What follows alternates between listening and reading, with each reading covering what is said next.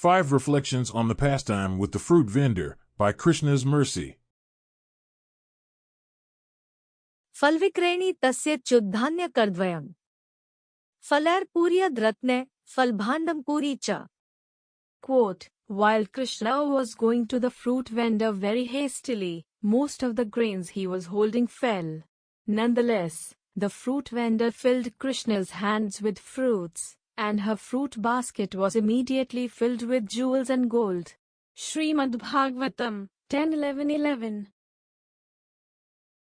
1. Children imitate the adults.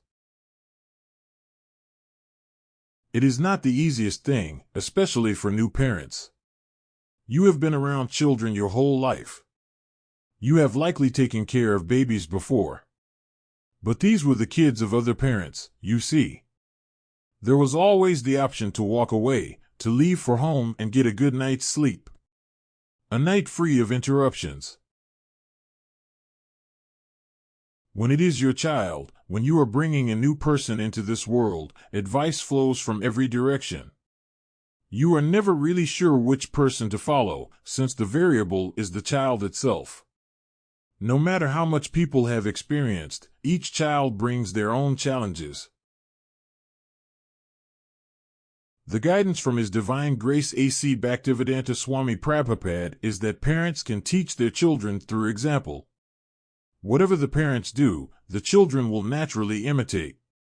This is an important issue to address precisely because of the treasure the parents have found. They feel tremendous joy in the Bhakti Yoga routine.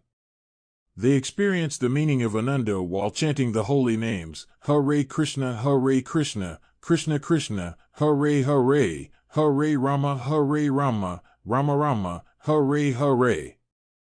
They are thankful that Vishnu has thousands of names. They experience pleasure in reciting these names and contemplating their meaning. At the same time, the transformation from life in Maya to life in devotion tends to also bring a change from miserliness to extended generosity. The label at the start is Kripana and at the end is Brahmana. The parents, therefore, want everyone to experience the same joys of devotion, but especially their own children.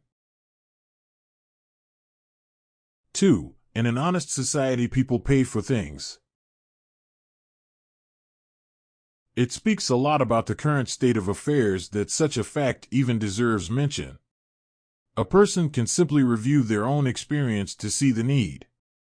If someone asks us to do something involving work, we expect to receive something on the other side.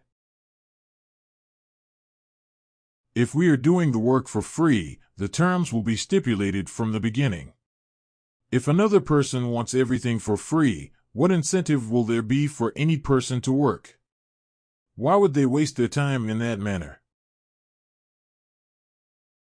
However, if you grow up having someone else pay for everything, it is a difficult lesson to learn.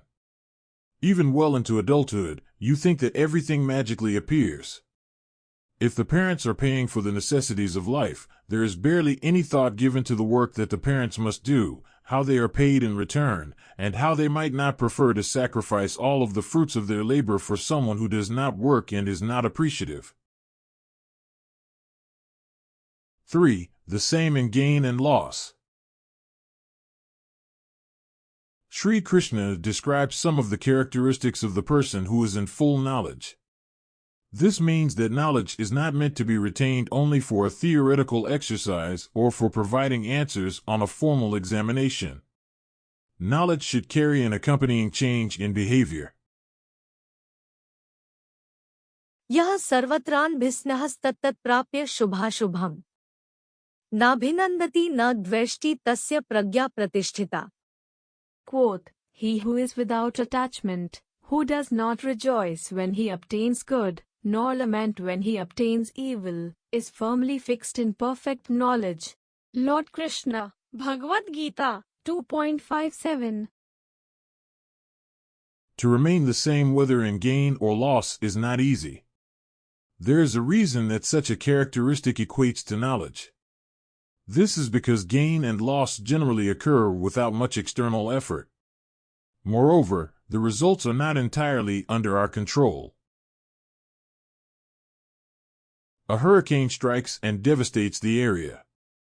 A previously profitable insurance company now faces bankruptcy due to the ever-mounting claims filed by the policy holders. This company has been in business for a century. They followed everything by the book. They thought they had every calamity covered, but the experts say that this was a once-in-a-lifetime storm.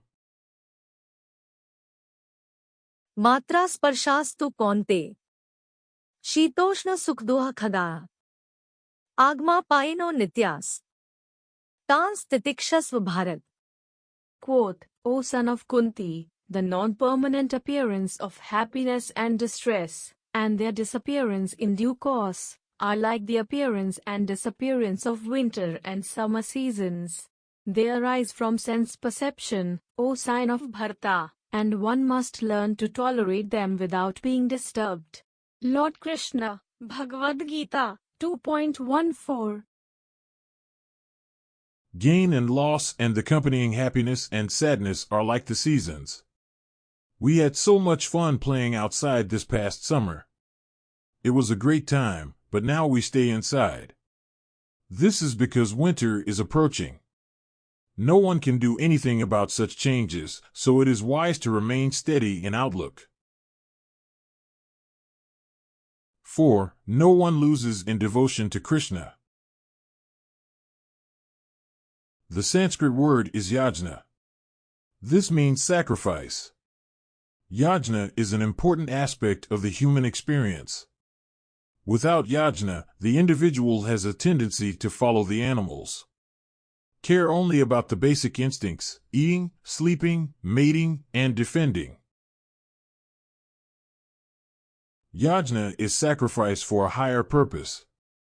To those who are not knowledgeable, it may seem like a waste of time. Someone sacrifices knowledge through reading. Another person sacrifices wealth through charity. Krishna covers the different ways to sacrifice in Bhagavad-gita. द्रव्ययज्ञास्तपोयज्ञा योग्यज्ञास्तथापरे स्वाध्यायज्ञान्यज्ञाश्चयतयः संचितव्रताः. Quote, there are others who, enlightened by sacrificing their material possessions in severe austerities, take strict vows and practice the yoga of eightfold mysticism, and others study the Vedas for the advancement of transcendental knowledge. Lord Krishna, Bhagavad-gita, 4.28. 5. Devotees will sacrifice everything for Krishna. This was the result for the fruit vendor during her interaction with Krishna as a child. The son of Nanda and Yashoda was imitating the parents. He was bringing grain to the fruit vendor. This was a form of payment. He had seen such exchanges before. He was now trying it out for himself. Except Krishna's hands were too small to hold the grain. The length of the travel was brief, but still long enough to cause most of the grain to fall to the ground. Just as Krishna reached the vendor, there was the realization of the loss. There was nothing to offer. What to do now? The fruit vendor was the same in gain and loss. There was no issue. Krishna would still get plenty of fruit. Enough to fit into his lotus-like hands. The vendor was sacrificing, though not in the formal way. She was not afraid of the strike to the balance sheet. She was not worried what would happen to her livelihood. Except the Supreme Personality of Godhead always maintains a record. He never forgets a single good deed done in his favor. The fruit vendor saw that her empty fruit basket was now filled with the most valuable jewels. How did this happen? Who made this possible? Why was this taking place? It must have been Krishna, as there is something special about him. People have known this for centuries, and it is why devotion to him withstands the test of time. In closing, Like previous payments made, Krishna the system obeyed. Grain in his hand taking, for proper exchange making, except that in transit to fall, for vendor a loss to call. Still enough fruit for his hands to take, the basket then with jewels to make.